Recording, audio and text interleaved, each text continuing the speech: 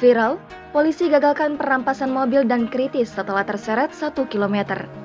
Seorang perwira polisi berpangkat Ibda di Kabupaten Jeneponto, Sulawesi Selatan kritis setelah berupaya menggagalkan perampasan mobil hingga terseret sejauh 1 km.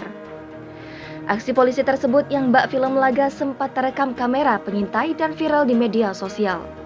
Sebuah rekaman CCTV milik Dinas Komunikasi dan Informasi Jeneponto merekam aksi heroik perwira polisi yang berusaha menggagalkan perampasan mobil di Simpang 5 Jalan Sultan Hasanuddin pada pukul 15.54 waktu Indonesia Tengah, Kamis, 27 Januari 2022. Berdasarkan rekaman CCTV tersebut, tampak korban, Ibda Uji Mukni, berusaha mengadang mobil berwarna merah yang dirampas oleh seorang pria yang diduga oknum debt collector.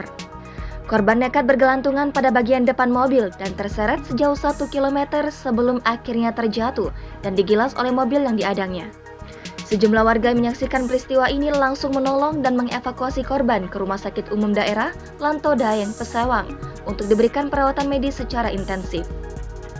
Informasi yang dihimpun Kompas.com bahwa tersangka telah berhasil diamankan setelah polisi melakukan pengejaran hingga ke Jalan Kelara, Kabupaten Jeneponto dan masih dalam proses pemeriksaan.